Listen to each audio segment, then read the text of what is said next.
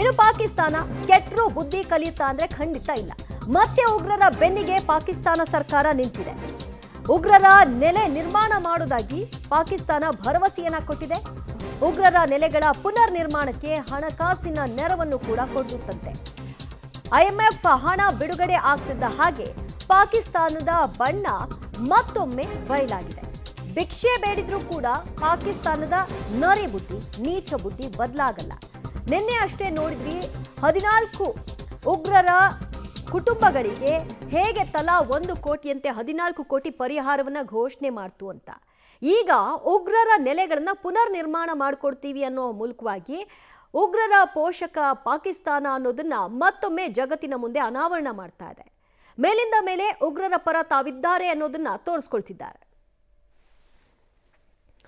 ಮತ್ತಷ್ಟು ಮಾಹಿತಿ ಪಡೆಯೋಣ ನಮ್ಮ ಪ್ರತಿನಿಧಿ ಪವಿತ್ರ ಕಡ್ತಲಾರಿಂದ. ಪವಿತ್ರ, ಉಗ್ರರ ಪರವಾಗಿ ಪಾಕಿಸ್ತಾನ ಇದೆ ಅನ್ನೋದನ್ನ ಆಪರೇಷನ್ ಸಿಂಧೂರದ ನಂತರ ಪ್ರತಿ ಹೆಜ್ಜೆಯಲ್ಲೂ ಪಾಕಿಸ್ತಾನ ಸಾಬೀತು ಮಾಡ್ತಾ ಇದೆ. ಏನ್ ತೋರಿಸ್ತಾ ಇದೆ ಈ ಮೂಲಕವಾಗಿ? ದಿವ್ಯಾ, ಭಿಕ್ಷೆ ಬೇಡಿ ಆದರೂ ನಾವು ಆ ಹಣವನ್ನ ಉಗ್ರರ ಕಿಸೆಗೆ ಹಾಕ್ತೀವಿ ಅನ್ನುವಂತಹ ದೃಢ ನಿರ್ಧಾರಕ್ಕೆ ಪಾಕಿಸ್ತಾನ ಬಂದಂಗಿದೆ. ಅದು ಭಯೋತ್ಪಾದನೆಯ ರಾಷ್ಟ್ರ ಅನ್ನುವಂಥದ್ದನ್ನ ಪದೇ ಪದೇ ಪ್ರೂವ್ ಮಾಡ್ತಾ ಇದೆ. ಈಗ IMF ನಿಂದ ಕಾಡಿಬೇಡಿ ಸಾಲವನ್ನ ಪಡಿತು ಭಾರತ ಸಾಕಷ್ಟು ಪ್ರಯತ್ನವನ್ನ ಮಾಡ್ತು, ಜೊತೆಗೆ ಜಾಗತಿಕ ಮಟ್ಟದಲ್ಲೂ ಕೂಡ ತೋರಿಸ್ಕೊಡುವಂತಹ ಪ್ರಯತ್ನವನ್ನ ಮಾಡ್ತು. ಈ ಹಣ ಭಯೋತ್ಪಾದನೆಗೆ ಹೋಗುತ್ತೆ ಅಂತ ಭಾರತದ ಅನುಮಾನ ಸುಳ್ಳಾಗಿಲ್ಲ, ಭಾರತದ ವಾದ ಸುಳ್ಳಾಗಿಲ್ಲ. ಈಗ IMF ನ ಹಣ ಬರ್ತಾ ಇದ್ದಂಗೆ ಮತ್ತೆ ಬಾಲ ಬಿಚ್ಚಿದೆ.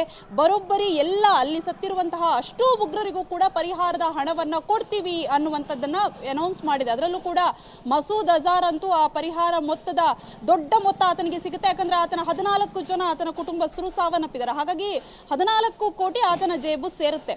ಅದರ ಜೊತೆಗೆ ಈಗ ಆ ಉಗ್ರರ ನೆಲೆ ಏನು ಧ್ವಂಸವಾಗಿದೆ, ಜೊತೆಗೆ ಬ್ರೈನ್ ವಾಶ್ ಮಾಡ್ತಾ ಇದ್ದಂತಹ ಮಸೀದಿ ಏನು ಧ್ವಂಸವಾಗ್ತಾ ಇದೆ, ಉಗ್ರರ ಟ್ರೈನಿಂಗ್ ಕ್ಯಾಂಪ್ ಏನು ಧ್ವಂಸವಾಗ್ತಾ ಇದೆ, ಅದನ್ನು ನಾವು ರೀಕನ್ಸ್ಟ್ರಕ್ಟ್ ಮಾಡ್ತೀವಿ ಅನ್ನುವಂಥ ಹೇಳಿಕೆಗಳನ್ನ ಕೂಡ ಈಗಾಗಲೇ ನಿನ್ನೆ ಸಚಿವ ಖುದ್ದು ಮುರುಕ್ಕೆಗೆ ಭೇಟಿ ಕೊಟ್ಟು ಅದನ್ನ ಕೂಡ ಅನೌನ್ಸ್ ಮಾಡಿದ್ದಾರೆ. ಅಂದ್ರೆ ಇವರ ಲೆವೆಲ್ ಎಷ್ಟಿದೆ ಅನ್ನುವಂಥದ್ದು ಗೊತ್ತಾಗ್ತಾ ಇದೆ.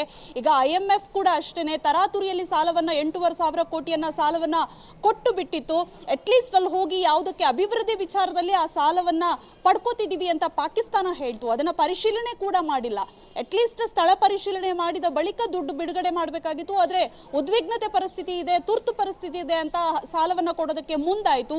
ಈಗ ಅಷ್ಟೂ ಹಣವನ್ನು ಕೂಡ ಮತ್ತೆ ಉಗ್ರರಿಗೆ ಸುರಿತಾ ಇದೆ. ಆ ಪಾಕಿಸ್ತಾನದ ಸರ್ಕಾರಕ್ಕೆ ಅಲ್ಲ, ಪಾಕಿಸ್ತಾನದ ಆರ್ಮಿಗೆ ಜನರ ಬಗ್ಗೆ ಯಾವುದೇ ರೀತಿ ಕಾಳಜಿ ಇಲ್ಲ, ಕೇವಲ ಉಗ್ರತ್ವದ ಪೋಷಣೆ ಅಷ್ಟೇ ಅಲ್ಲ. ಈಗ ಸಾವನ್ನಪ್ಪಿರುವಂತಹ ಉಗ್ರರ ಕುಟುಂಬಕ್ಕೆ ಹೊಸ ಮನೆಯನ್ನ ಕೂಡ ನಿರ್ಮಾಣ ಮಾಡಿಕೊಡುವಂತಹ ಭರವಸೆಯನ್ನ ಪಾಕಿಸ್ತಾನ ಸರ್ಕಾರ ಕೊಟ್ಟಿದೆ ಅನ್ನುವಂತಹ ಮಾಹಿತಿ ಕೂಡ ಬರ್ತಾ ಇದೆ. ಸೊ ಹಾಗಾಗಿ ಎಷ್ಟು ದುಡ್ಡಿದೆಯೋ ಅಷ್ಟೆಲ್ಲವನ್ನ ಕೂಡ ಉಗ್ರರಿಗೆ ಸುರಿದು ಆ ಸರ್ಕಾರ ಹಾಳಾಗಿ ಹೋಗ್ತಾ ಇದೆ. ಪಾಪದ ಕೂಡ ತುಂಬಿದ್ರೂ ಕೂಡ ಆ ಸರ್ಕಾರಕ್ಕೆ, ಪಾಕಿಸ್ತಾನಕ್ಕೆ ಬುದ್ಧಿ ಬಂದಂತೆ ಕಾಣಿಸ್ತಾ ಇಲ್ಲ. ದಿವ್ಯಾ.